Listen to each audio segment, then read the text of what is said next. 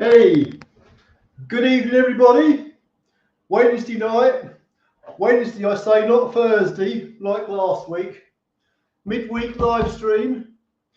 Anyway, let's see who we got first, because tonight we're going down memory lane, back to 1993.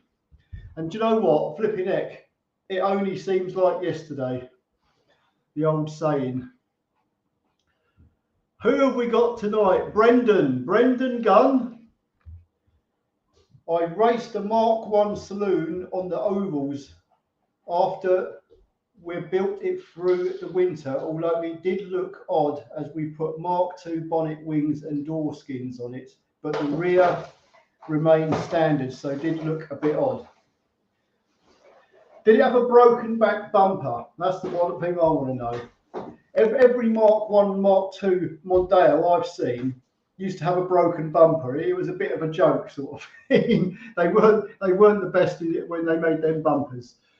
I think it was just like a foam pad behind a thin skin.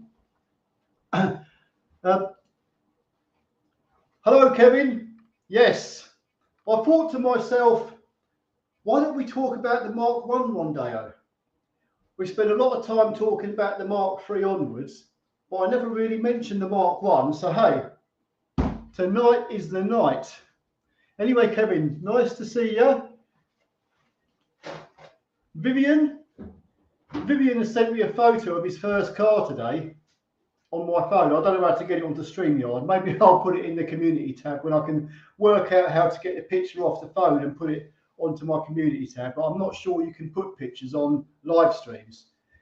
But Vivian used to have a Mark 1, not Mark 1, a Mark 3 Cortina with the single round headlights. So I don't know what model it was, but I'll put it on my community tab for everybody to see.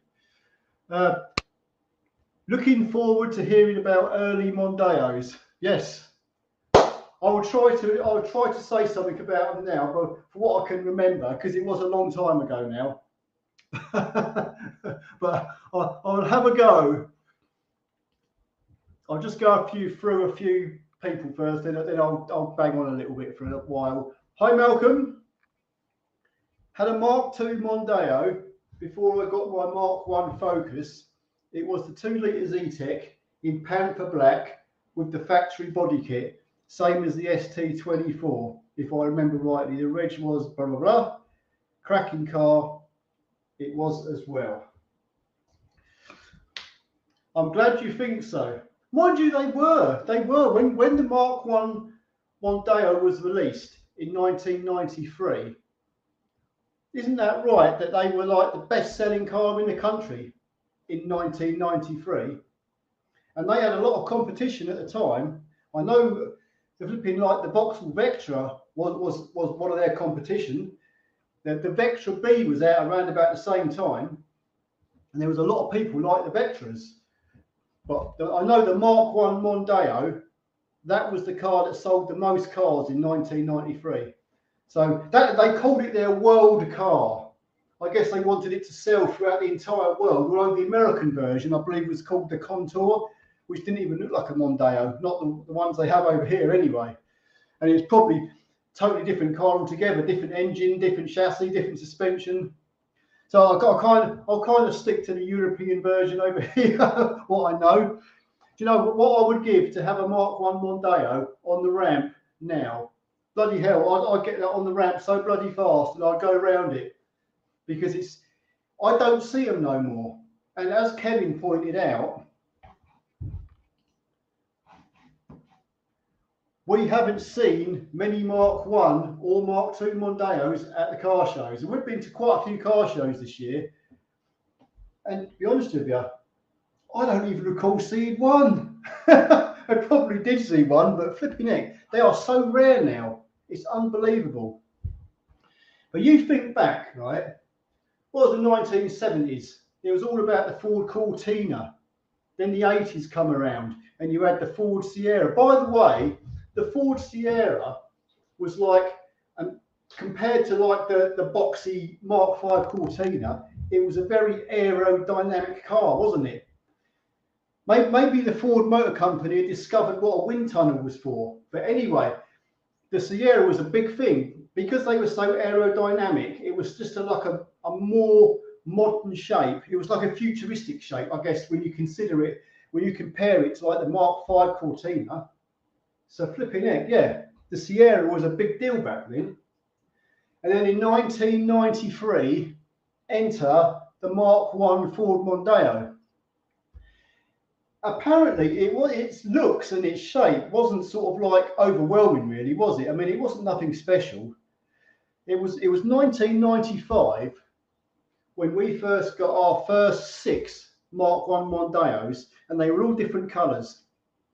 And this was the boss at the time. We didn't know what colour to go for, but he bought 6 brand spanking new from TC Harrison Mark I Mondeos, and he gave them out to all his best drivers. Well, the drivers he thought weren't going to crash them, sort of thing.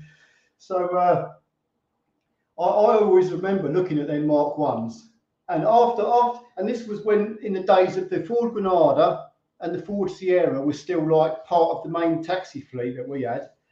And flipping heck, the Mark I Mondeo, it was such a futuristic car when you compared it to the Sierra. I did like the Sierras, and one of my favourite cars of all time is the Mark III Cortina. But back then, it was kind of like, wow, this car is really something. I've said it before, but I compared the Mark I Mondeo, like dashboard, instrument pack and everything, to like a spaceship, even though it bloody well wasn't. It did seem like that at the time. It was kind of right revelation. We'd never seen such modern cars in our workshops, especially as bloody taxis. But yeah, they were something, and we were looking around them, and it was like, wow, these are flipping great. I'm liking these. But then we're looking at the gearbox, because we had to repair the bloody things, and we're thinking, how the hell is that gearbox going to come out? Because a Ford Sierra, you could get the gearbox out quite easily because they were rear-wheel drive. These were front-wheel drive, and these were like the first front-wheel drive we had a subframe that you had to remove in order to get the gearbox out. And it was kind of like, I'm not looking forward to that job. But anyway, as it turned out, they weren't that bad a job to do anyway. I will say, however, though, on one of the Mark I Mondeos, its rival, the Vectra B. I did have to do a clutch on a Vectra B once, and I noticed that the engine and gearbox were bolted straight onto the subframe of the Vectra B. So you had to have a special cradle to flipping hold the engine and gearbox, or hold the engine while you remove the gearbox. Whereas the Mondeo, the engine and gearbox were bolted to the chassis, so you could remove the subframe easily. I only ever changed the clutch in one Vectra B, and I thought, never again, flipping stuff that. No, the Mondeos were much easier to do. 1996 came around, and I always call they called it the facelifted. They facelifted the Mark I Mondeo. But a lot of people, including me, I call it the Mark II Mondeo. That's what I class it as. And although they weren't that much different, it was the headlights and the bonnet. They were totally, it was like you took the headlights and put them upside down. They were a totally different shape, and the bonnet was different shape. And I don't know, the whole front end was different shape. But it weren't bad. I was sort of like, these look pretty cool. They're not bad at all. The Mark, like say the facelifted shape of the Mondeo, it wasn't sort of like a revelation really, but you know, when you go back all them years, it was quite a transformation. Not as much as the transformation as the Mark III in year 2000 when that came out, but I'm not going to go that far. I'm just going to stick to 1990s, 1993 to like the year 2000 until the end of the Mark II Mondeo. But yeah. We had them as taxis. After the Mark I, we then had the Mark II, and we had about, I don't know, more than 20, 30 of them, Mark IIs, and we had estate versions. And I like the estate versions. I will say the Mark I Mondeo, as an estate car, I thought it was great. I thought it looked nice. Especially if you had all the back windows tinted out, they were quite a stunning car. I weren't too sort of like struck on the hatchbacks. That was the majority of the cars we had. But bloody hell, oh boy, I did like the estate ones. I wouldn't have minded having one of them. But all I was going to do tonight, I was going to kind of go through the Mark 1 and Mark 2 Mondeo and tell you what I thought of it. And basically, was it any good? The suspension, the engines. So I'll come back to it in a minute. Let me just see who else we got, because I've got to say a few names.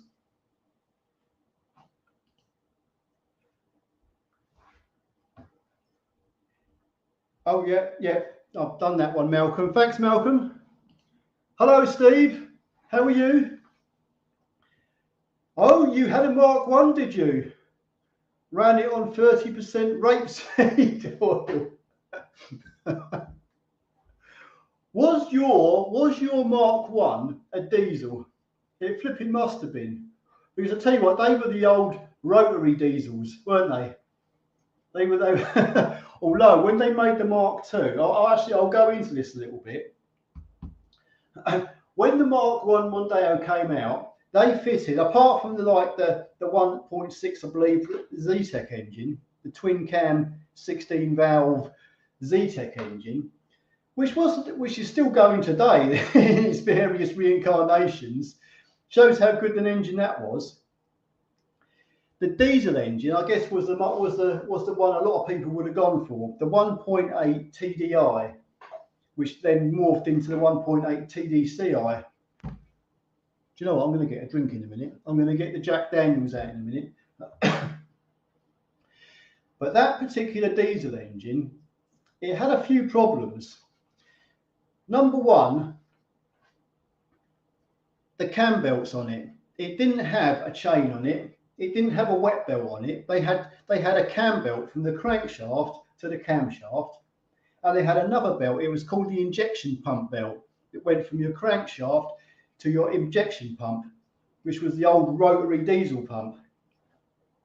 And although these engines started out sort of like, these injection systems started out pretty basic, like the kind of injection pump you would probably find on an old Sierra diesel, they quickly sort of like implemented, I think it was number 3 in fuel injector, they had a wire coming off it.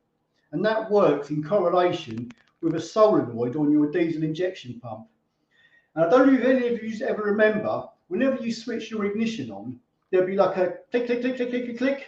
There'll be a whole series of clicks from under your bonnet. And that was that solenoid on your injection pump. That was that activating.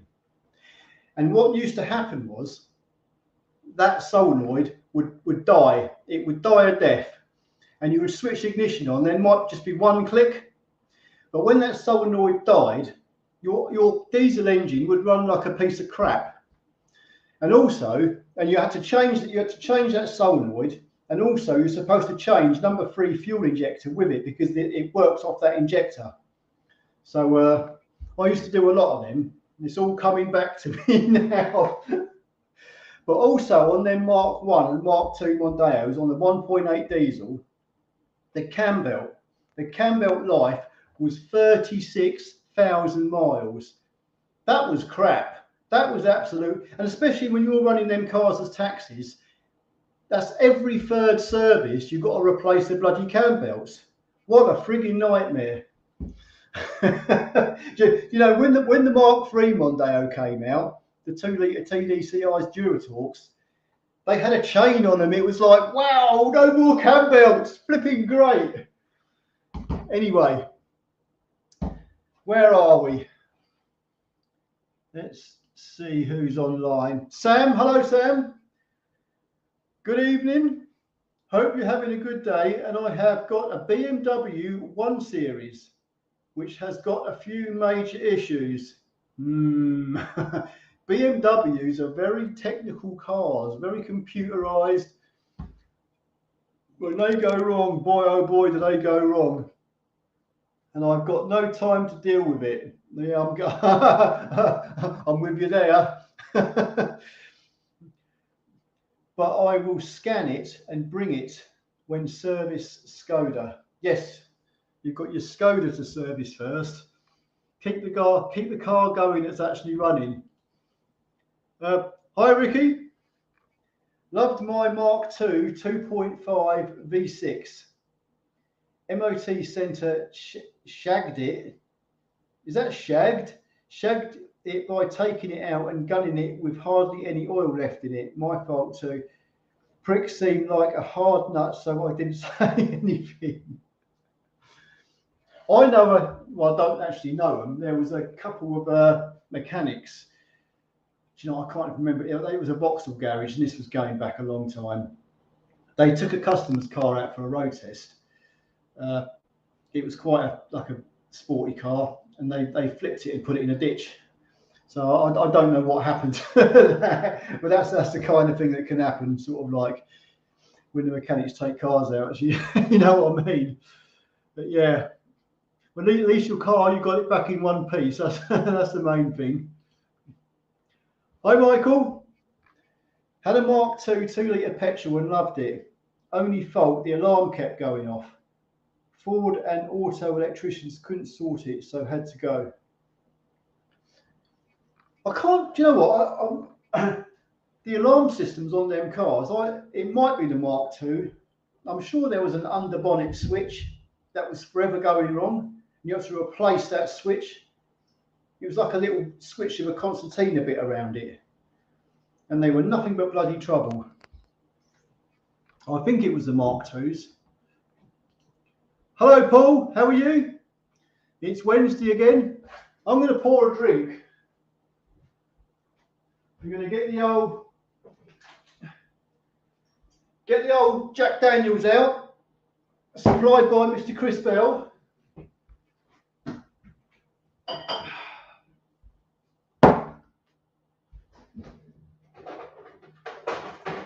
Let's not forget the ice cubes.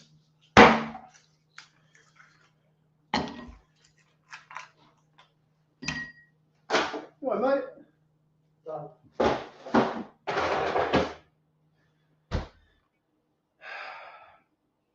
I've got Tyler here clearing his room out. There's a load of crap, you know. These days, I like to keep things minimalist. Cheapskate. Seriously, I do not want all this crap around me. I'd be happy with a table and a cup, and that'll do me. The trouble is, you build up so much shit in your house. It's like everywhere I look. Do you know something? When I moved into this house, I had two Tesco carrier bags of clothes. That's all I had in this world. 2 bags of old clothes, and now I'm freaking surrounded by it. There's stuff everywhere. I can't get rid of it fast enough. It just seems to keep building up. I feel like that guy, you know, that guy on them programs they used to make about hobos, or not hobos, but when people who hoard shit. And some people have to tunnel into their house just to get through to the next room because there's so much crap. And they have to send a special team in to clean the house out, or even find the person who used to live there because they probably died in there somewhere. Anyway, cheers. The reason why you can't get rid of stuff fast enough is because you don't get rid of it at all. I do. I get rid of a lot of crap. In fact, I don't even go out buying stuff anymore. all I've ever bought since I've lived here for my own personal amusement is a couple cameras and a bit of photo stuff, and that keeps me happy. Anyway, Ty, is there anything you want to say? We're talking about Mark I and Mark II Ford Mondeos. They were made long before you were even born. Yeah, so I'm guessing they don't have all the fancy stuff like, was there AC and stuff? Or do they not have like... No, they would have had air conditioning if you got the right model. There were some with air conditioning, that's for sure. But you were born in 2006. These cars came out in 1993. Long before my time then. Jackson Systems Limited, good evening to you. Yeah, I fancy talking about the Mark I Mondeo. It's a little trip down memory lane. If I ever got the chance, you see, all of this Mondeo stuff that I talk about, most of the time went by, and I never even owned a goddamn camera. And you know what? Nowadays, when I talk about, I talk about the Mark III Mondeo, the Mark IV, and then the Mark V. But when you want to start going back a bit further in time, when you used to have a lot to do with it with the older cars, but you've got no photos and you've got no, no video or nothing. So, well, the best I can do is talk about it. But one day, if I do get a Mark I or a Mark II, by God, I'll get it straight on that ramp and I'll go around it and I'll start pointing shit out. Because it's not that I don't like the cars, I do like them. It's just that they've become nostalgic now. So it's something, if I see one, I'm like, yeah, I remember those days. And then I can start banging on for ages about them. Have you ever heard of the Plymouth XNL? Well, the Plymouth. Yeah, Plymouth Barracuda, stuff like that. Barracuda, yeah. Plymouth XNL. It's almost iconic car in history. It was never made. It was a prototype car. Prototype. And these guys found the blueprints of it, and they actually made it, and it's in Peterson Automobile Museum of Cars in America. Pretty cool. Cool. There's all sorts of lovely cars like that. Ford's best Ford is like a Ford GT500, like a Ford Mustang. GT500. When you got the money to afford one. Or Ford Chevy. If you ever come to the car shows with me and Kevin, you'd see some right nice cars. The one we went to in Needleworth last Sunday, went to a car show. Ford Torino, purple. Oh, 1970. It's absolutely gorgeous. Have you ever seen a Pontiac Firebird? Yes, my car, funny enough, my car of the show was a Pontiac Firebird. Nice. The loveliest cars in existence. So there's nothing fancy about them. They're just cars that run fast. And that's what made cars like... Yeah, but a lot of these American cars, because they have the big, wide, straight, long roads, they couldn't go around corners very well. They would skid off the road. But they could go in a straight line. That's what they were designed for. They had crap archaic suspension on them cars, but they were all right going in a straight line. Yeah, that's the thing. Cars. Hello, Stephen.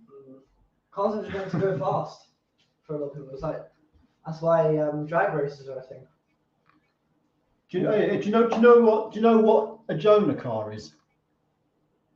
No. A Jonah car. Do you know? Have you ever read the Bible? I think it's in the Bible anyway. You ever heard the story of Jonah?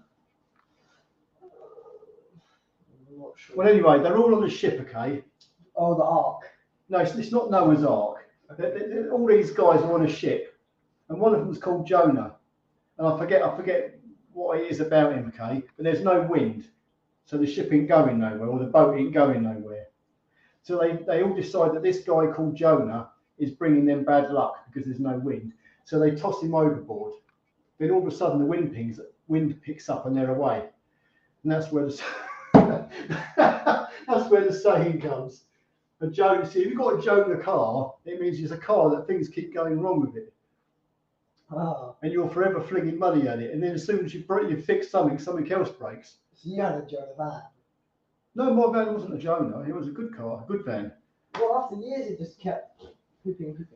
Yeah, I've done my thing. That's my promise for all. God damn, that JD's good.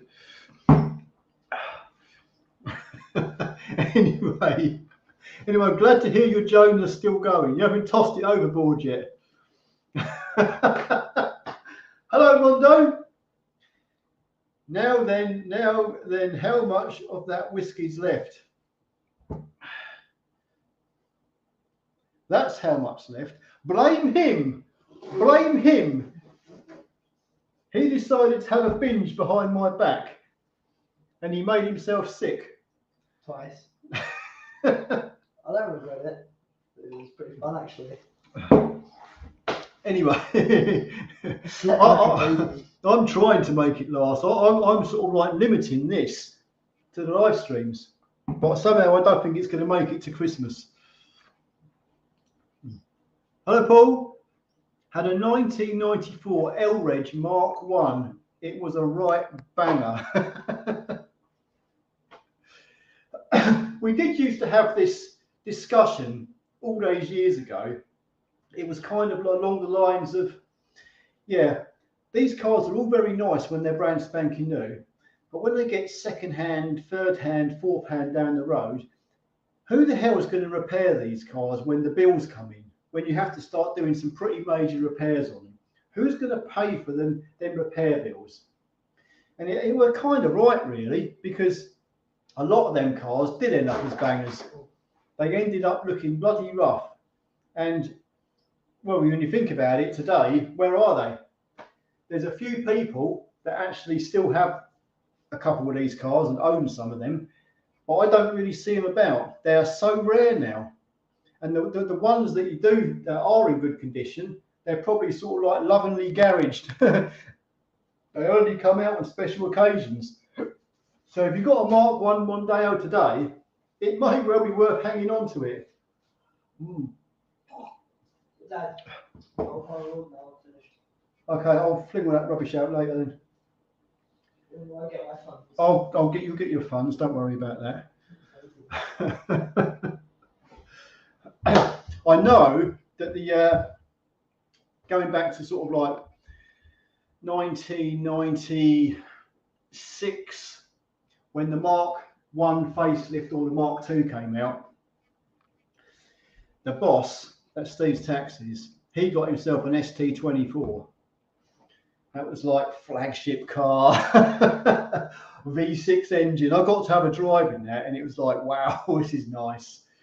But anyway, I'm going to go through a few things on these because the Mark 1 and the Mark 2 Mondeos, there wasn't a whole lot of difference between them.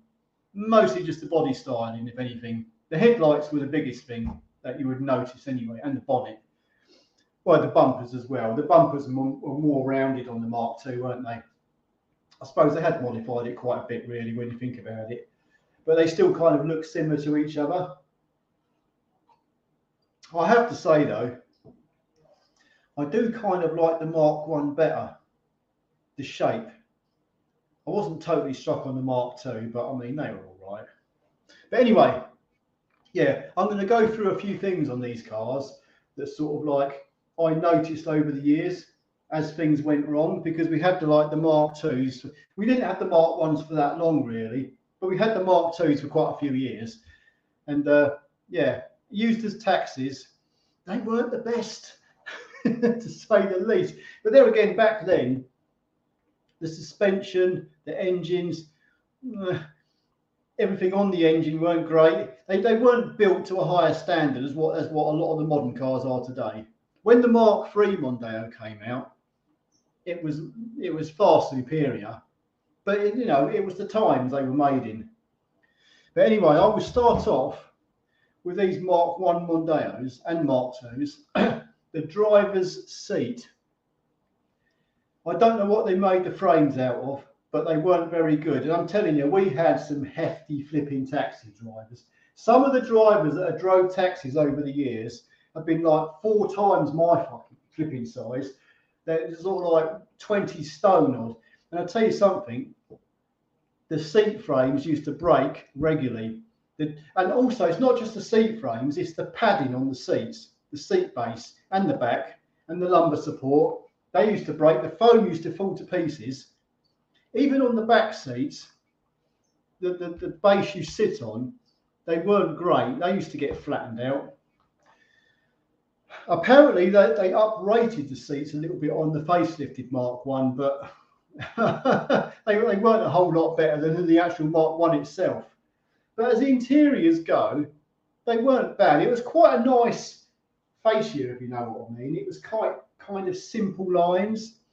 Although the ones we had, they had like a grey fascia, and it's like horrible. It's like if you got like a black fascia or a different colour, it'd be nice, but it was like that cheap grey colour, so it weren't very good, especially when you had sort of like greyish seats at the same time.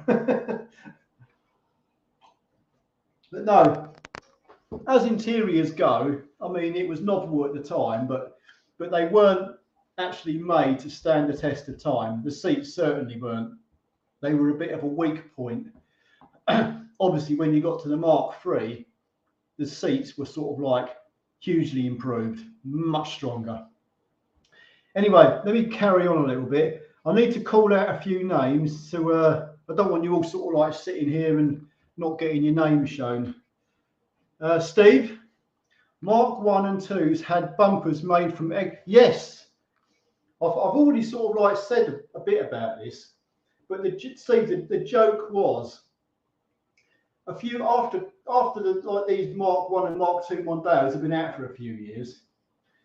We used to see them going. They got to the point where they were like bangers, and we'd see them on the streets here, there, and everywhere. And nearly every one we saw had a broken bumper or had a chunk missing out of it.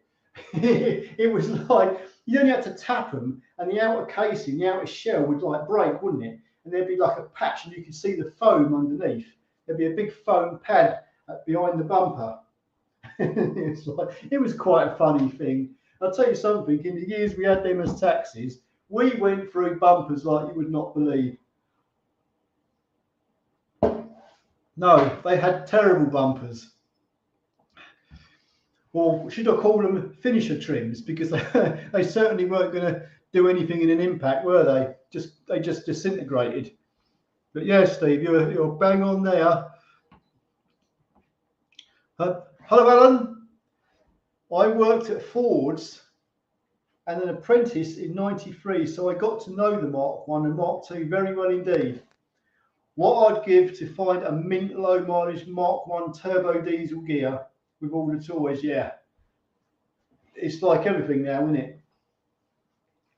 Back then, these cars were like, if you had one from brand new, it was kind of something, I guess. But if you sort of like had one a few years old, it was like a knocked about a little bit. You just sort of like use it for work or whatever.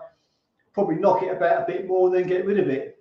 It's like most of us, we don't think that in 20 years' time, these cars are going to be sort of like they're going to be worth something. You don't see the value back then what they are now. By the way, it's been 29 years since the Mondeo's been out. 29 bloody years! They should have extended it for a further year, shouldn't they? They should have made it a big, nice round figure, number 30. But anyway, yeah. If you could find a Mark 1 Mondeo now in mint condition, you'd be laughing. It'd be something. I'd certainly take it to a car show. Hello, Luke. Wallace and Gromit. Wallace and Gromit. I remember the Mark II Mondeos used to have ducts.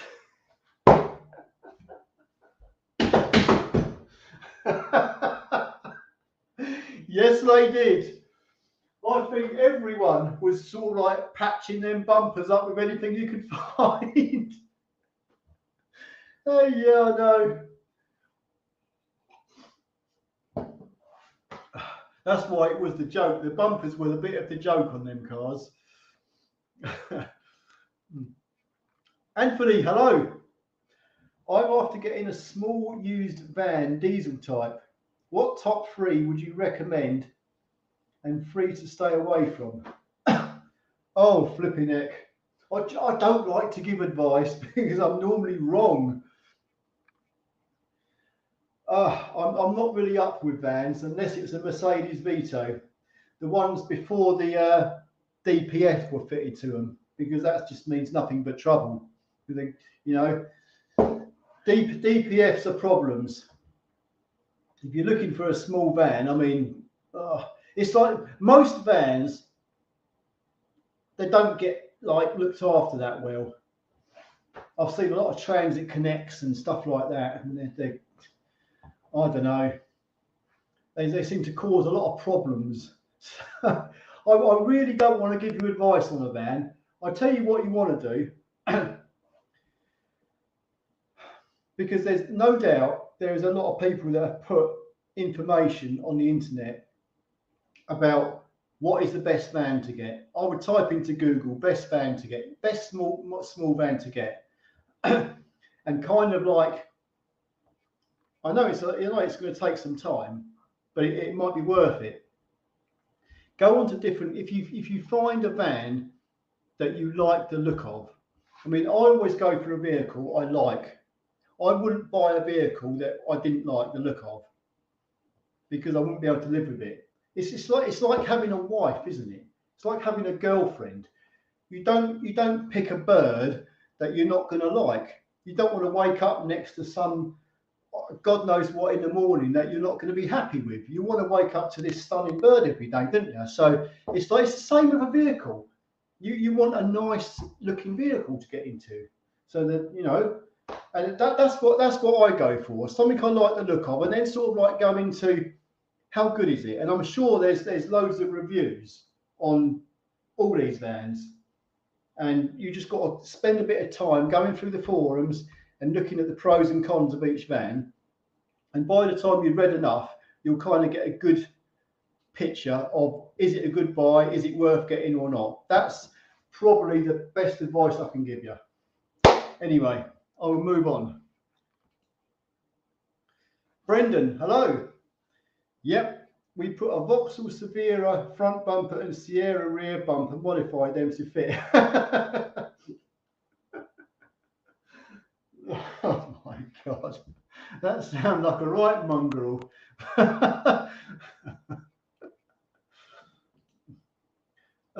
Blonde man, hello, haven't heard from you for a while. I rented out dozens of Mark 1 and 2 Mondeos as taxis. The only issue was the pain in the arse clutch changes. Yeah, and they had the solid flywheels on them, didn't they? They had, so you only had to change the clutch and slave cylinder. Then mind you, the slave cylinders used to burst, didn't they? And all the brake fluid would piss out down the bottom, underneath, between the engine and gearbox and onto the floor. Yeah, I don't think the clutch has done too well in them cars. They weren't great, and that was, like I say, they were solid flywheels. This is before the dual mass flywheels come out. Yes, I have done many a clutch on them cars. Urban Gentry, hello. Mark 1, 2, 30 years ago. Yep. It's been a long time, hasn't it? That's why I thought I'd bring the subject up tonight. Let's talk about something before the Mark 3 Mondeo. They do deserve their place in history. And there's still quite a lot of you out there who probably have fond memories of these cars. Hello, Alan. European Car of the Year, I think. Yes, it was. It was something like 130,000 cars they sold in 1993 when it was first launched. I think they made the car in 1992, but they launched it in like March 1993. And from March until the end of the year, they sold 130,000 cars in this country alone. I mean, I don't really sort of like look at statistics and all that, but I mean, that made it the #1 selling car of the year. So that must be a lot of cars to sell in a year. That's all I can say.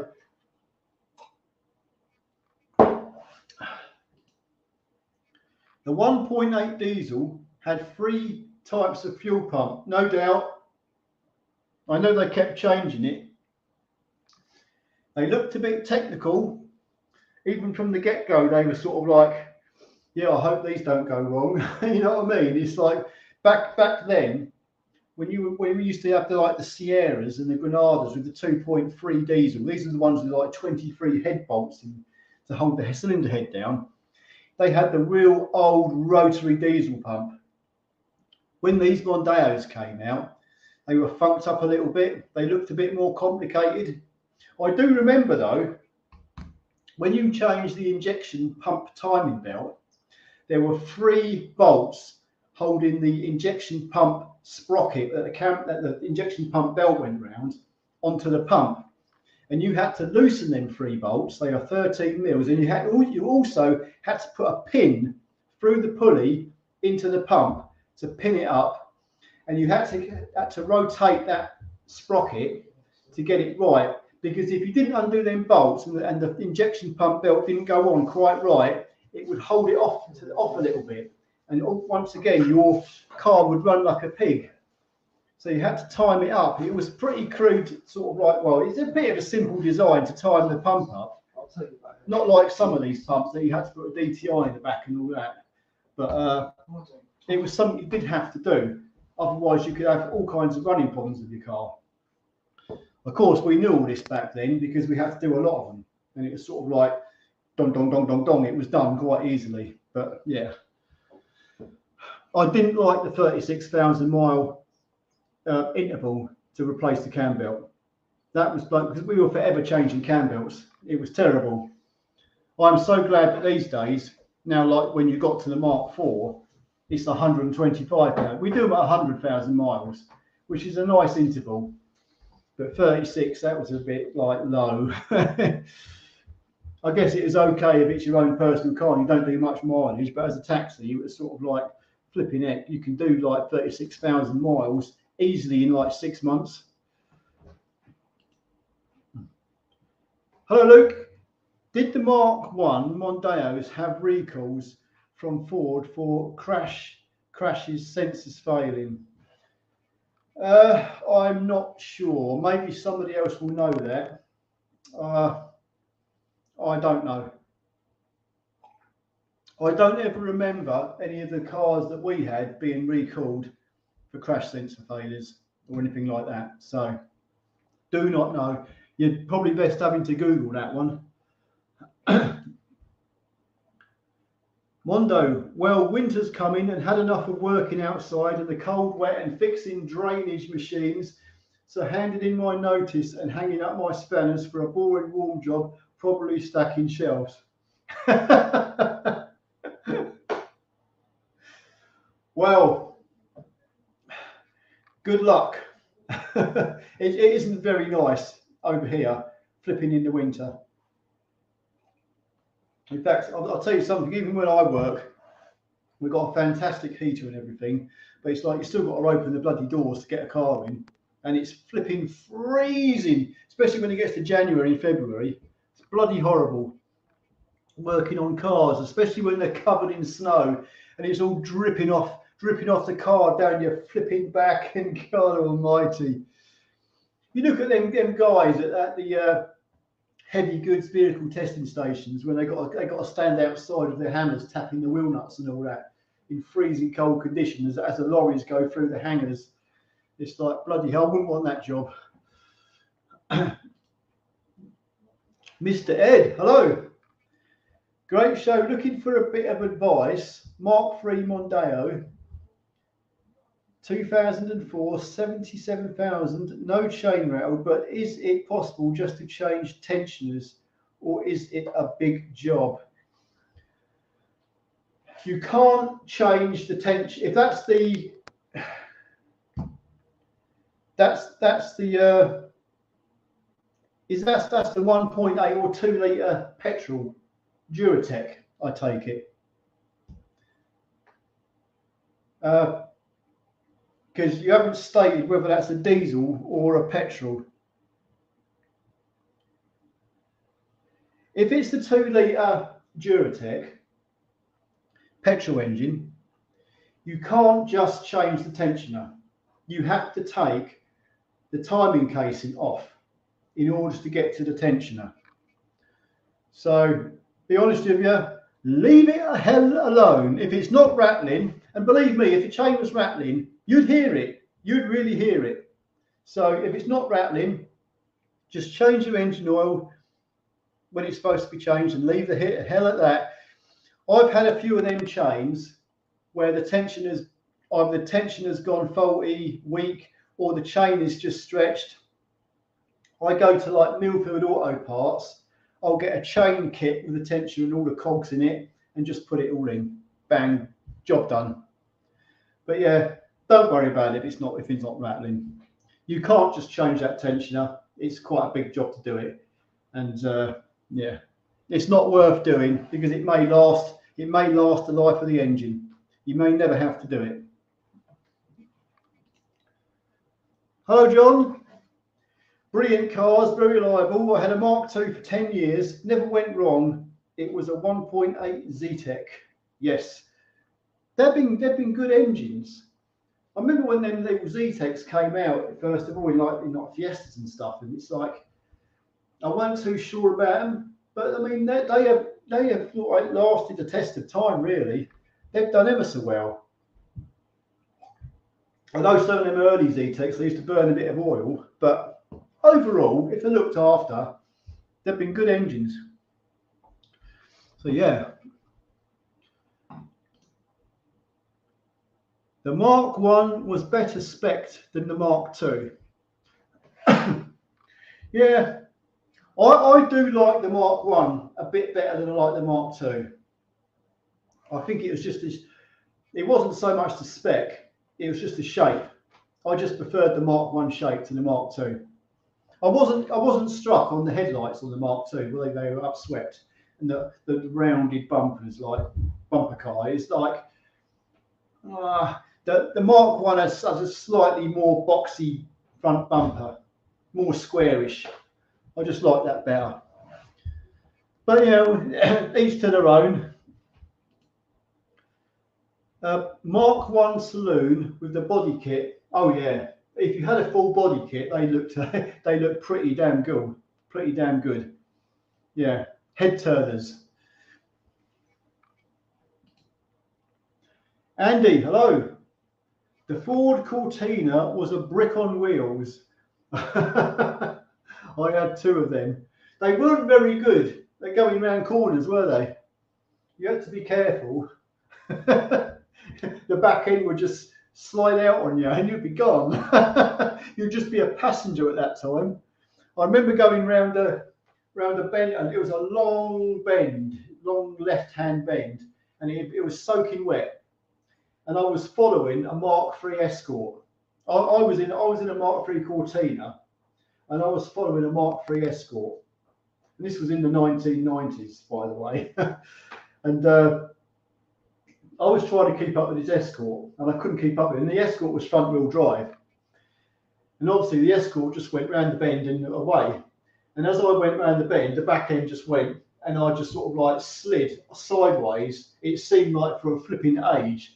And the back wheels eventually went up the grass verge, and that was it. I come to a halt. Didn't put it in ditch or nothing, but I had loads of grass stuck between the tyre and the wheel rim. My California chromes. You know, I had to go home and clean all the bloody shitty mess up. BPS. I had an early K plate, 2 litre GLX. Ooh, that was getting a bit close to the higher spec ones. Originally came from Carries of Swindon. Now but bother. Lovely, lovely car. You know, I guess it's like everything. When a car comes out, there's going to be loads and loads of problems with them. Most people don't get to hear about all the recalls, but a lot of these cars had grimes and all sorts go wrong with them. So yeah, I do remember though. If I sort of like, I'm going to point out a few things on these Mark I and Mark IIs, because they were basically the same car underneath, suspension wise. The front lower wishbones, bone bar arms with the bottom ball joint, I mean, they were terrible. They were absolutely dog shit. The bushes would wear out, so that the bushes would come separated from the arm, and the arm would sit on the subframe, and it'd be clanging away, and it would make the steering all funny. We were forever changing them front lower suspension arms. And the ball joints got knocked out as well. They were terrible. Not so much the ball joints, but the inner bushes on the arms. Anti-roll bar drop links, especially at the back. Flipping heck, they were bloody. It's like the suspension on these cars wasn't great. I mean, I guess it was the suspension of the day, but it was weak. It was a weak suspension. The bushes, the ball joints, everything wasn't really like beefy, if you know what I mean. It wore out really fast. and it's like it's forever changing. The inner the D bushes on the rear anti-roll bar, they got knocked out so quickly, as did the drop links. I remember they used to have these little drop links with like it wasn't a ball joint, it was like a little rubber bush, tiny little rubber bush, and a nut and bolt went through it where it bolted onto the anti-roll bar, and then little bushes, tiny little bushes, got knocked out so quickly. Bloody hell, the amount of suspension parts we had to put on them cars was unbelievable.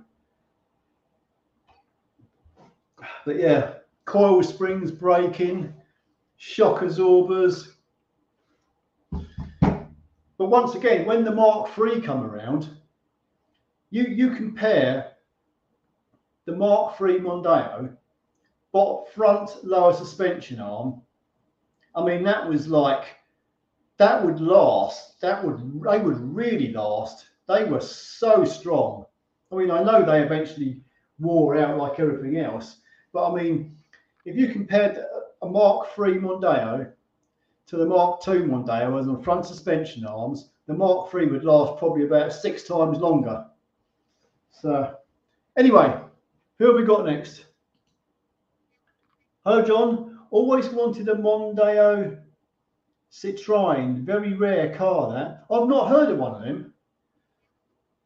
So, yeah, I guess if you can get one, if it's that rare, it'll probably be in a museum by now, that's for sure. I had a Mark II 2-litre LX petrol that I rented out and was double shifted by 2 drivers. 300,000 miles with only an oil change. Bloody hell. That's done well. 300,000 miles. Flipping heck. That's really done well.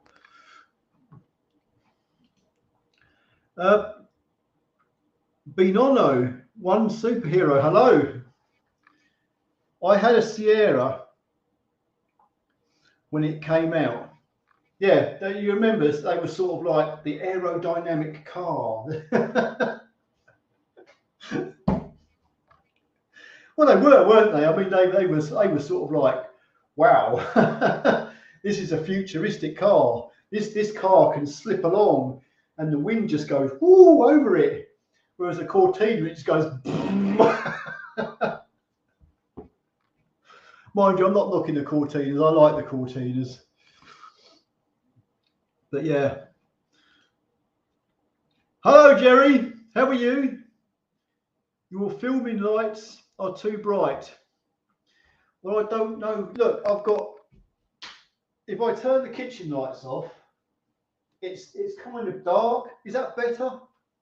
Is that better for you, Jerry? I don't really care because I've got my Jack Daniels, so I don't really see much. If I had too many of these, it'll be a bit of a blur anyway. I'll leave the kitchen lights off. Anyway, good evening to you. Simon Elsie, hello. Scrappage scheme screwed up keeping old cars. Yeah. I don't think that was a good thing they should have done, because, you know, they've destroyed a lot of cars that were sort of like perfectly good. You see, this is the whole thing, isn't it? You take me and Kevin, we go to all these car shows and we see all these cars that are lovely and restored, and yet a lot of these cars have gone to the scrapyard simply because they were offered a deal by the government. Here's a few quid and give us your car. And a lot of people just took that offer up, didn't they? And they've scrapped a lot of cars that would probably be worth a bloody fortune now. That is the ironic thing. A lot of them cars that went to the scrapyard would be worth a mint. And I bet a lot of people are kicking themselves now that they got rid of them cars for the pittance the governments were giving for it. But there you go.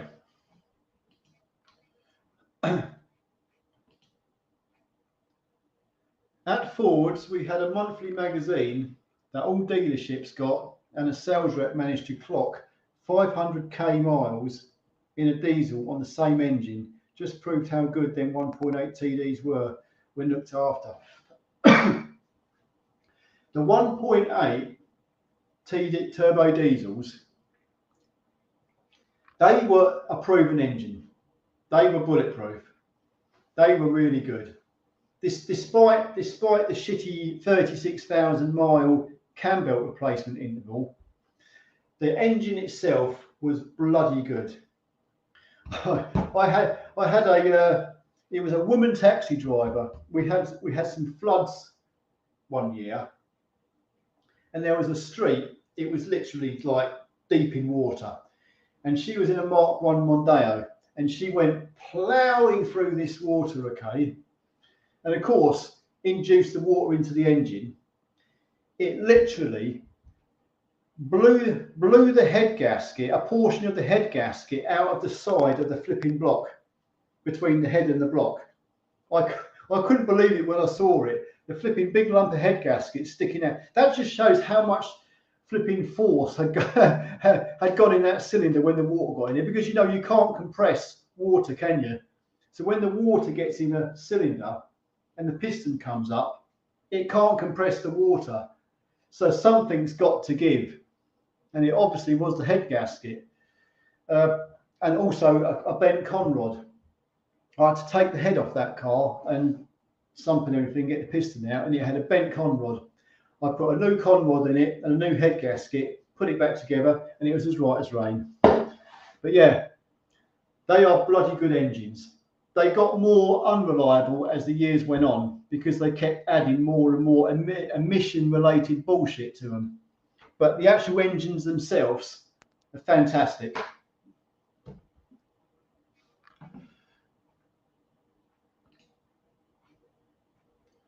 Okay, Brendan.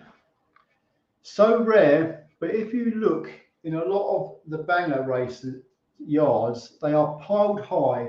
They use them in the 2 litre bangers. They are just starting to move on to the Mark III and Mark IV. Yeah, well, that's the thing. A lot of banger racing is quite a big thing, really, isn't it? I've known quite a few people do banger racing. I've even been to the banger racing at King's Lynn. I stood in the wrong place. You know where they go around the track with the truck, or whatever it is, and they spray.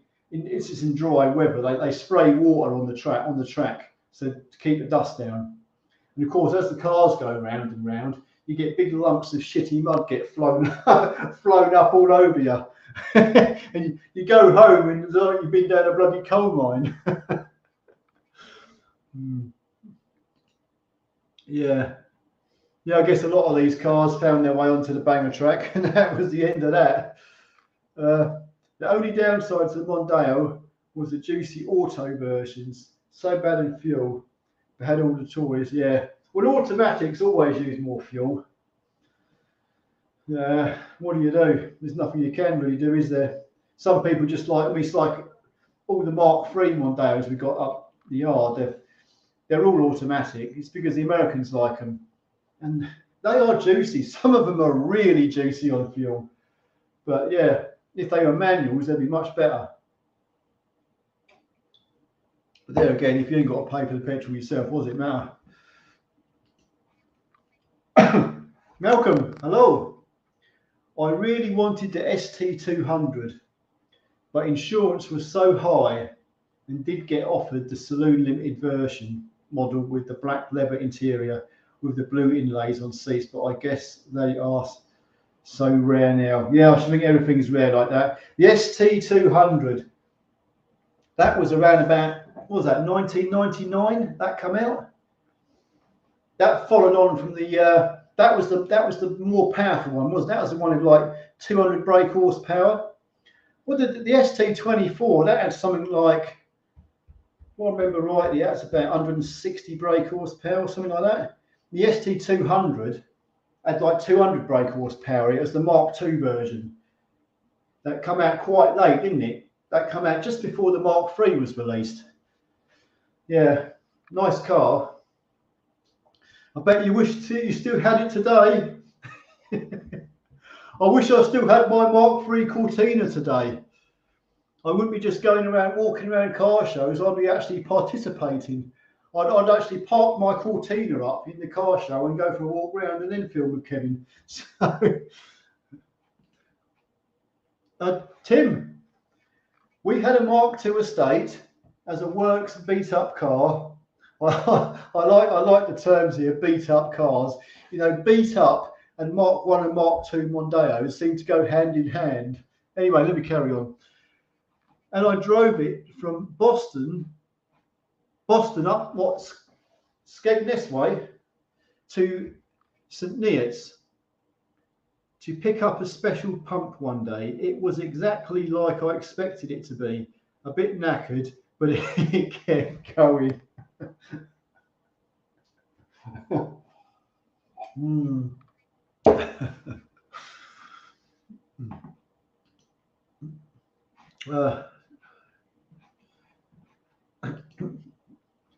Harold, hello. Oh, well, this is an interesting one. Ford Contour 1995. The American. Model year in Tucson, Arizona with 2-litre engine. It was a great car and never had any problems. I don't really know anything about the Contour. All I know is it was supposed to be the equivalent of the Mondeo over here. Although I think in reality, it was a totally different car. Everything about it was different. It didn't even look like a Mondeo over here. But yeah, it must have been pretty. I'll have to look it up sometime. If I ever come across one, you know, there are so many cars I would love to get my hands on, just to put them on the ramp and walk around them and talk about them. But there just seems to be everything I want to talk about. It seems to be so flipping rare. I mean, there's a lot of modern cars out here today. It's like I don't see much interest in them. I like these old cars because they bring back a lot of memories. But yeah, if I ever come across a Ford Contour, I will have. In actual fact, I might look it up just so I'm a bit up on it, because I didn't really sort of like pay any attention to the American market. Dan, it's Classic Car Show NEC this weekend. Whoa. I didn't know that. If anything comes about and I do go, I doubt if I will be going, but if I do go, then that'll be going on. That'll be going on YouTube, that's for sure. The last time I went to the NEC was the gun show. That was pretty cool. But yeah, thanks for that information. With the Mark II, the earlier versions were better built. The only Mark IIs I had issues with were the later cars fitted with the body coloured grille surrounds. It wasn't the I know I read something somewhere. The Mark IIs were actually a lighter car than the Mark I. Is that right? Someone might know. I did read somewhere. But no, I think the Mark I, it wasn't great. It wasn't a fantastic looking car. It wasn't like overwhelmingly, wow, what is this? It was just like another car. But it still was something at the time, wasn't it? And it's sort of like, it sold well. So Ford's done very well when they brought the Mark I Mondeo out. When they facelifted it, I think it had mixed feelings. But there again, that was the way it was going anyway. You either bought one or you didn't. So, but yeah, I do like the Mark I better. The Mark II was all right, but I don't know. But I preferred the estate version. I just thought the estate was a sleek looking car in the Mark I shape. Simon, them old diesels were a pain in the backside with the cam belt's short life. Yes, 36,000 miles. Bloody awful. If you were the kind of person that done, mind you, even if you've done 10,000 miles a year, that means after 3 years you've got to change your cam belt. I mean, most cam belts these days are like 10 years or 100,000. They really were bad. You can imagine running a fleet of them cars as taxis. Every third service, you're doing a cam belt change. It's expensive. But yeah. Roto diesel. Yeah. And I have pointed out that, you know, they put these like newfangled bits on these diesel pumps. I'm pointing out that solenoid again. The solenoid that made a load of ticking noise. When you switch ignition on, there was a whole series of clicks. Tick, tick, tick, tick, tick, tick. And if you didn't hear them clicks, or you just heard one click when you put ignition on, you had a problem, and your car would be like hunting and running lumpy. And you knew that solenoid was, well, a lot of people didn't even know that. I knew that because we worked it out eventually. But we had a whole like load of them solenoids and that number 3 injector, because they had one injector with a wire coming off it, which worked in conjunction with the solenoid on that diesel pump. Yeah, all to do with the timing. But I'll tell you something though, the actual pumps on them Mark 1 and Mark 2s on the diesel versions, apart from the electrical solenoid and that, they weren't much trouble. I don't remember really changing. I think I changed 1 or 2, but I think the pumps were pretty reliable, apart from just the electrical bits on them. So they didn't do bad, so I won't knock them too much. Hello Wayne. Had a Mark 1 Mondeo gear diesel estate with the X-Pack, built like a tank, sold that and bought a Mark 3 3-litre petrol titanium with X-Pack, again built like a tank and bulletproof. Yeah. Ooh. So you've done well then. I hope you got lots of photographs of your cars. I wish I had a camera back then, because I should have been, because if I did, I would have been, I would have been sort of like, do you know what, when did YouTube come out? No, I don't even know. Was it? It was 1995, something like that, 96? I don't know. When did YouTube come out? Does anybody know? Because they were the type of, that was like the era when all these cars were about. And if you had a camera back then, you could have got loads of pictures and video from these. Well, I don't know about video, because you'd have probably been using a film camera back then, which would have been a bit of a problem. But yeah, if you got loads of pictures of them cars back then, I mean, like sharing them today, people want to see them, don't they? I wish I had a camera back then. I would have been taking loads of pictures. Had a Mark II 1.8 diesel and had over 300,000 on it when I bought it used. Had it for about a year, then sold it on. I believe it did another 20 to 30k before it was scrapped, but it did well. That brings me to the point when you say scrapped. They did suffer from rust, didn't they? The rust did get to them cars. The sills, the wings, the doors. Underneath, maybe not so much, but it was a lot of rust on the exterior panels. Also, the brake pipes. The brake pipes were bloody terrible for rotting. Horrible job as well. They used to have brake pipes that ran along on the driver's side past the fuel tank. And they are a right pain to bloody change. Front to rear brake pipes. Yeah, but no. Yes, the rust certainly got to them cars. Even the Mark III, the rust can get to them as well, but not as bad. The Mark III fared a lot better. And obviously when you got to the Mark IV, rust became sort of like a non-ish issue. You can still get a bit of rust on the Mark IV, but it took a long time to get it. The Mark V, obviously. I have actually seen some rust patches on a few Mark Vs, but that was due to a bit of damage that hasn't been sort of like filled properly.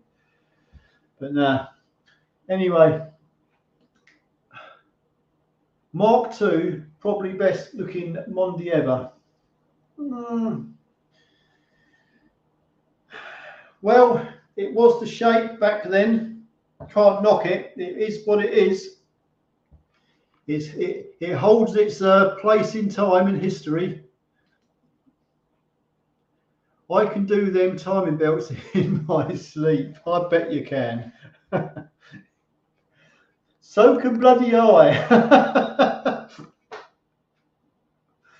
You know, it used to be a thing. It's like the Mark II would come in taxi. It would be a full service, cam belts and a clutch every flipping time. And if you were really unlucky, you'd have a broken windscreen at the same time. The Mark I looked better as a saloon. I liked the Mark I estate. I just thought it looked sleek. Wayne, like a mug, I then bought a Mark V put together by Stevie Wonder. Well, I hope he smoothed things out all right for you.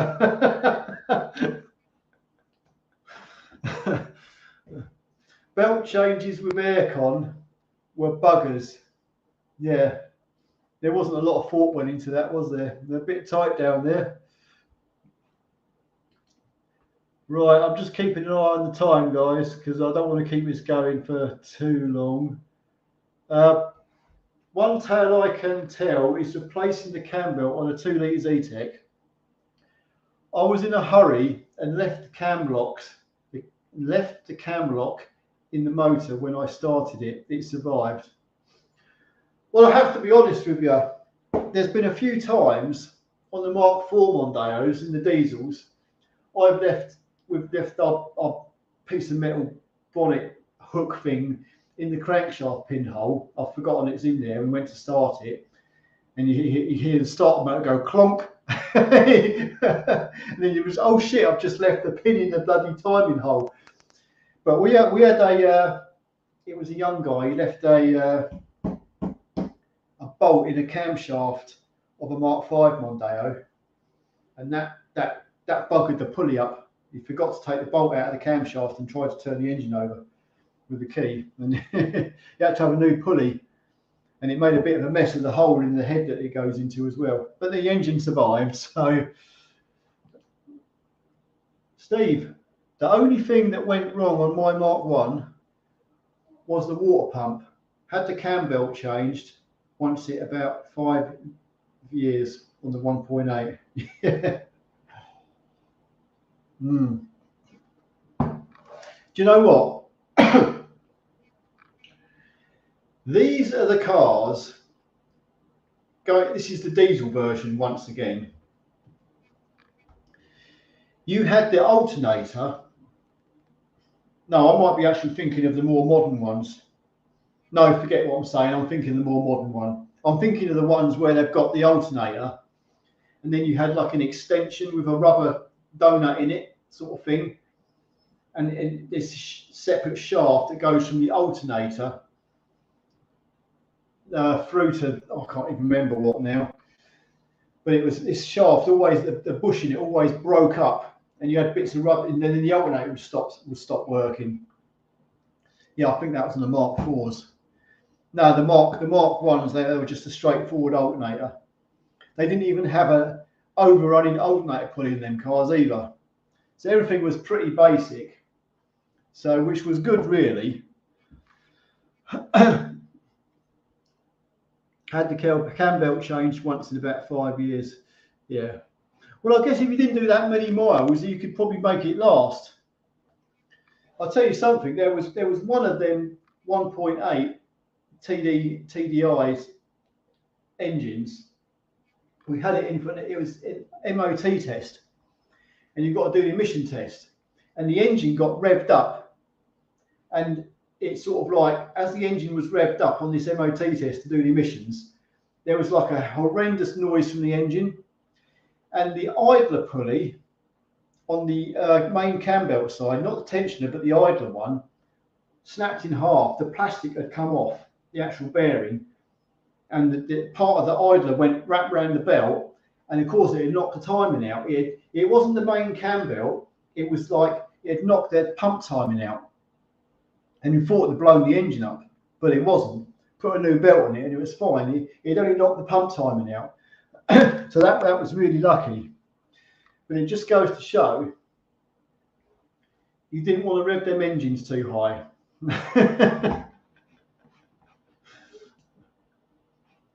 Marcin, hello, good evening to you. We're having a good one tonight, talking about the old Mark 1 Mondeos. In fact, I know I've changed the heater rad recently. I'm pretty sure I used to do quite a few heater rads in them cars. And I think that's sort of like, after you've done a few, they were quite easy to do. They weren't bad. Hello, Alan. Love the early ones. My mate's still using a 98 1.8 petrol as his daily without a crack. Blimey, that's something. I had a couple of the Cougars as well. Cougars, blimey. A 2.5 X-Pack apparently. Acquired taste but drove well. Yeah. Well, tend to look after his bumpers. Try not to hit nothing with him. But that's good. There are a few of them cars about still, but I think, like I've just said, if you have one of them Mark 1 Mondeos or a Mark 2, it's a really rare car now. I think they weren't built that well, and a lot of them went to the scrapyard if the rust didn't get to them, and probably a lot of it was probably rust got to them that they were scrapped in the first place. But if you've got one that's sort of like in mint condition, you want to hang on to that. The alarm issues were caused by the underbonnet switch. Put a Coke bottle cap in it and it will be fine. Yeah, I do remember changing a lot of underbonnet switches. We used to keep them in stock because they were forever going wrong. And I'm pretty sure it was the Mark II. Yeah. Them alarms were always going on. I mean, it's like the bonnet was shut, but the switches used to get dampness in them or something and it'd make them faulty. And then the alarm would just go off intermittently by itself. Had an L-Reg Mondeo 1.8 diesel saloon in white. Great car, did many thousands of miles, scrapped it over 300,000 mileage. Wasn't a slouch either. See, you're bringing back all these memories from like 20 years ago. I can still remember how to reprogram the infrared remote control locking. I can't. I would literally have to look that up now. It's been so long. They had like a little red tab, didn't they? Like a little red bit on the key where the chip was or something like that. I'm sure it was. Didn't you have to put the key in the ignition, take it out, then put the new key in the ignition and turn it and do so many stages of it or something? I think you had to have two keys to program a third key. But seriously, I'm not going to go there. I'll literally have to look it up to. I don't think I'd ever have to do it again, so there's not really much point me knowing that. The only Mark 1 2 I managed to kill was an early Mark 1 2-litre SI that shat its head gasket. Yeah, well, I guess if something like that went, it was kind of like, well, scrap it, get another one. There must be plenty more about. They were sort of like quite a cheap car to buy, weren't they? When they got a few years old, they weren't an expensive car. There were lots about. You could pick them up quite cheaply, and that was the problem. When things went wrong with them, it was expensive to. A lot of the jobs were expensive to repair, but they weren't expensive to buy. So it was kind of like, yeah, I'll just get another car, it'd be cheaper. Hello, Stuart. Admire your knowledge of the Mondeos. Well, it's just the fact that I've had years of this.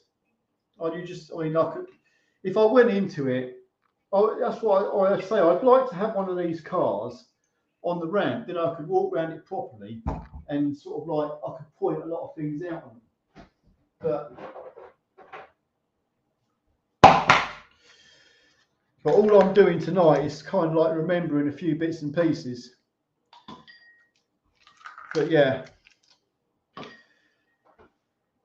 keeping fleet on road. Yeah, it's nice. It's nice to remember back all them years, because they have got a special place in my heart. That's for sure. I mean, I'll never forget them. It's like everything at the time. It's just, here's your job. This is what you're doing day by day. You don't think that 20 years from now you have to look back on these cars and you think to yourself, where are they now? They've all gone. You don't see them on the road anymore. And me and Kevin, we've been to so many car shows this year. I can't actually remember seeing a Mark 1 Mondeo or a Mark 2. There probably has been one, but I don't remember. It just shows how rare they are.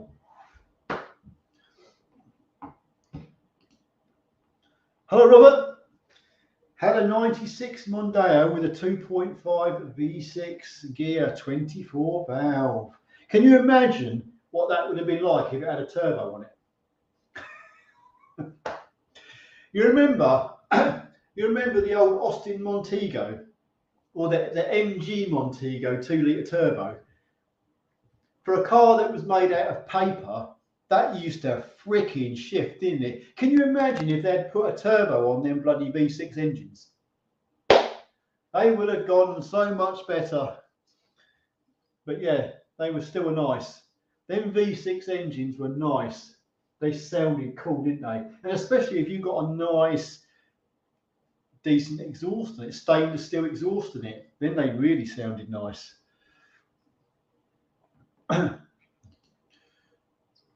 Fishing friends, hello. Yo, Alan. My granddad had a 1.6 or a 1.8 LX Mondeo estate. Smooth car and went well. Yep. They were all right, really. I still remember driving a Mark 1 Mondeo. I did like, you know, like the A-pillars inside the car. They were grey, but I think they were grey anyway. On the inside of the A-pillars, you've got the grey plastic trims that come down the windscreen like that.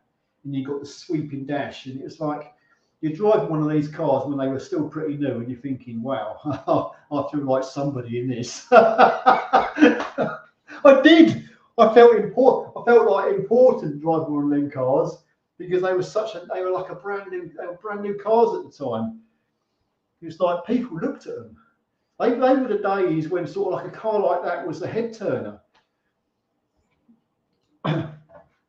1995. That was a good year. Richie, hello. Good to see you again. Thank you. Wasn't the 1.8 TDI the old Sierra engine upscaled from the 75 horsepower to 90 in the Mondeo? Both needed cam belts at 36,000 miles. Do you know, I don't recall having. No, I do. No, oh God, you've really brought it back now. When we used to have Sierras as taxis, they were all petrols, and there was a few of them that had the 2.3 Peugeot diesels. They were like a 4-cylinder, but they were quite a long engine. They were good if they were good, but when they were worn, they were bad. But yeah, the later Ford Sierras, they did put the 1.8 TDIs in them. I had to change an engine, a 1.8 TDI in a Ford Sierra. And that engine, yes, it did work its way into the Mark 1 Mondeo. Obviously, they'd turn the engine round, didn't they? So instead of being rear-wheel drive, it was like, you know, front-wheel drive. But yeah, they did. You're right. They did put them in the Sierra. The thing is with that 1.8 engine, they're such a good engine, but they kept modifying them and changing them.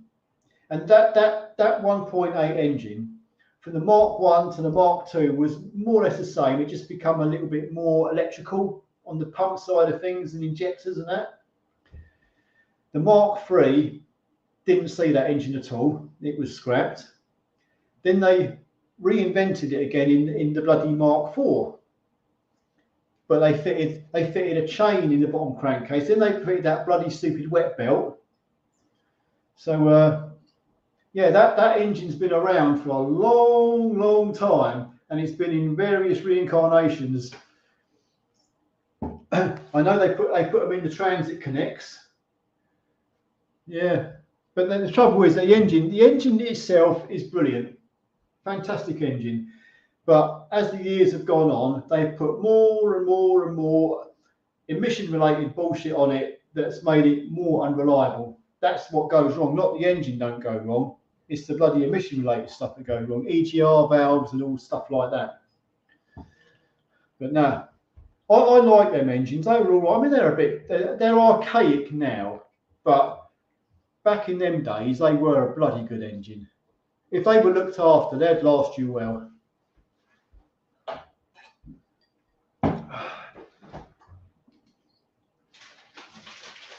In '93, aircon was only an option on SI and gear only. 95 on aircon options starting on LX and GLX. I'm sad I still know this after no, it's not sad. That's good that you know that. It's like flipping heck. I had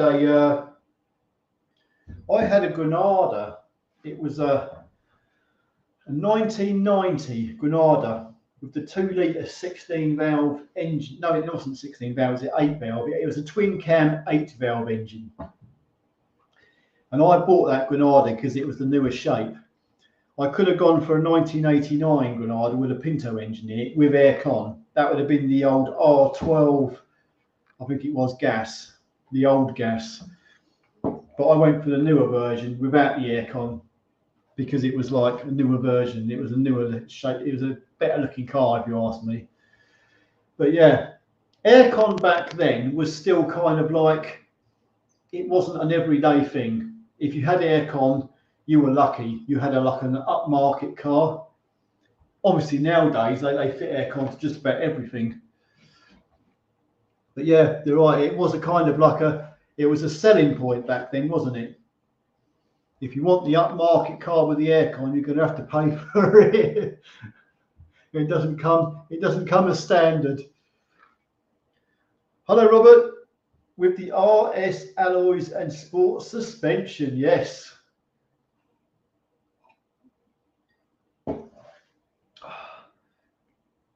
You see, all you that have had these cars back in the day, you can all remember about it now.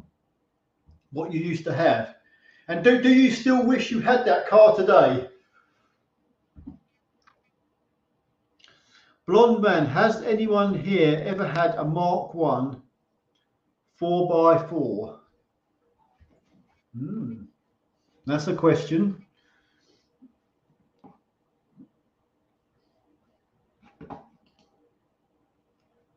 Richie, the Mark 1.8 TD was 70 brake horsepower.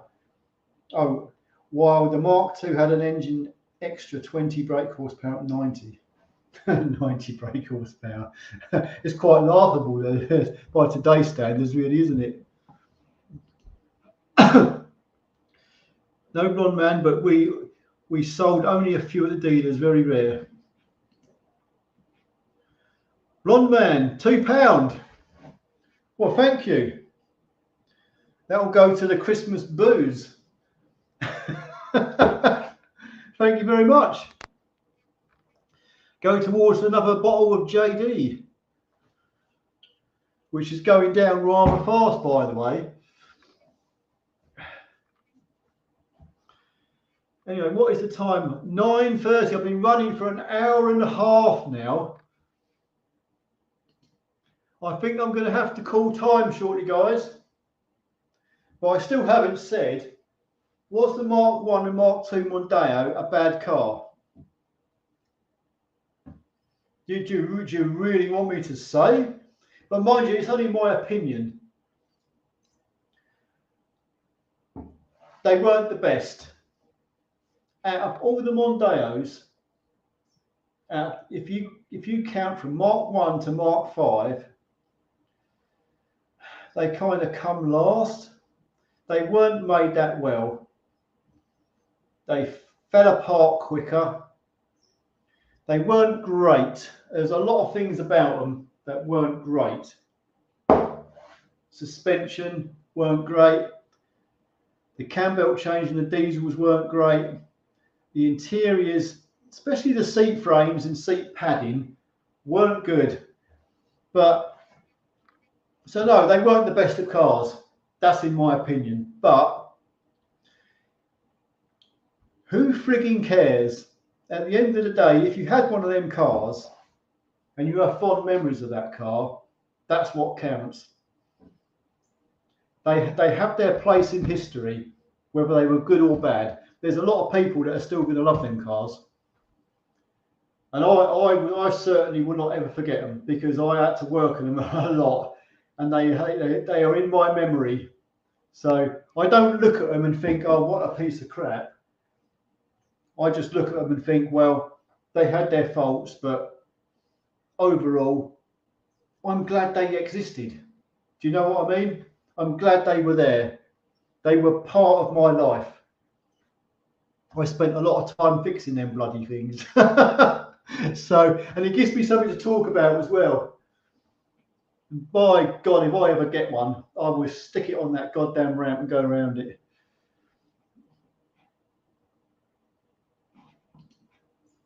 Wayne, yeah, my Mark 1 Gear X had aircon, electric everything, full leather. Love that car. My ex-wife made me sell it for a 5 Series Beamer. Then she left me. Did she leave you and take the Beamer? That's what I want to know.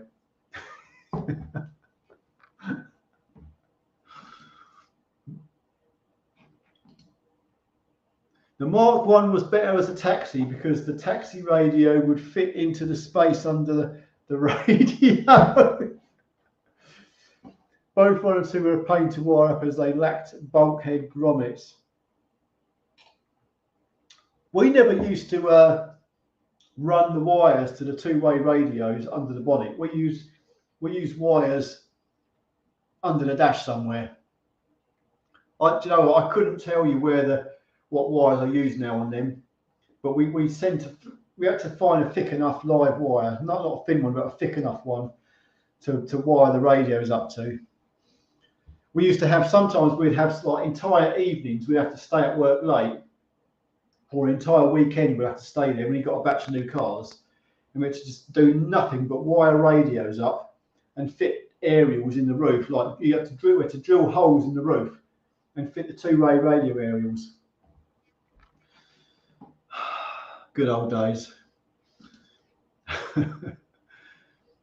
No, Richie, was slightly different engine altogether on 1.6 diesel. The pump and crank was gear driven.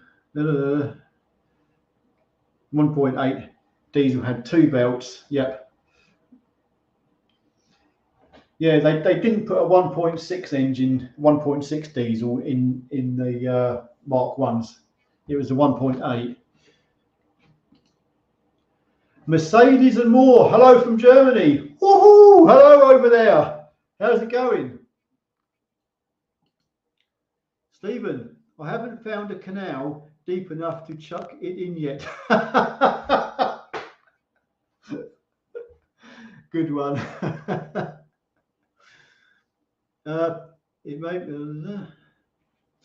Right, let me just skim through this. I'm going to call time in a minute. Brian, hello.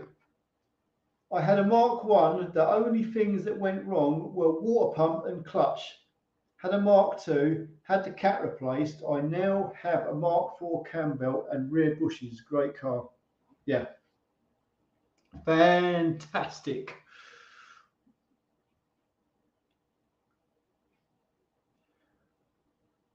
I don't know how far off the end I am. But anyway, I shall call time, everybody. So yeah, I just thought it'd be an interesting subject to talk about them cars. Maybe next time we should go back to the Ford Sierra. That'd be interesting, wouldn't it? Take you back even further. Then we can do the Cortinas. Although I'd only have to go, I can only go back as far as the Mark III because I never had anything before the Mark III. Mark 1 and Mark II Cortinas, I never owned one of them. I think the oldest car I ever owned was a 1967 Vauxhall Viva HB, and it had inner tubes in the tyres, and they used to blow out if you went around a corner too fast, and then you just do a 180 in the road and nearly put it in a ditch. Dangerous, but anyway, thank you everybody for joining the live stream tonight. I just like talking about these old days, about these old times, and the Mark 1 Mondeo certainly has a very special place. I do like them, really. They weren't the best of cars at all, really, but they fitted in with the times. They were kind of like, that's what there was back then, and it was like, great, this is fantastic, because it was something new at the time. After the Ford Sierra, the Mark 1 Mondeo was like, wow, this is the future. That's what it felt like. But yeah. Anyway, thank you everybody for joining the live stream. I shall try next Wednesday to think of something else to talk about. I don't know what, but I may well go back to the Ford Sierra. Maybe the Ford Escort Mark IV, Mark III. I'll think of something anyway. But anyway, I'm going to call it a night. I've got to get to bed. Got to get bloody up for work again tomorrow. So thank you everybody. Thanks for stopping by, everybody. It's been great. I'll see you all in the next one. Oh, there's one other thing. There's one other thing I mentioned. I should have said at the very beginning, which I forgot all about. The Mark V 2-litre diesel taxi we've had with the engine oil that's been rising, it is now officially fixed. I've got the driver on film. I filmed him as he pulled in, and I had my phone like that, and I said, like, what's going on? And he said, there's no oil change messages coming up on his dash no more. He's done 4,000 miles now, and the oil level has not risen one bit, and it's still clean. So it's fixed. I have been trying to make the video on this. I've got certain parts of it already recorded. All I've got to do is sit down and talk about it. The answer to what has fixed it is probably not going to be what everyone's looking for, but it's going to be pretty close. So I know well, I'll wait till the video comes out and then you'll all see. But I'm hoping to get that out for this weekend. So anyway, I better go now. Thank you, everybody.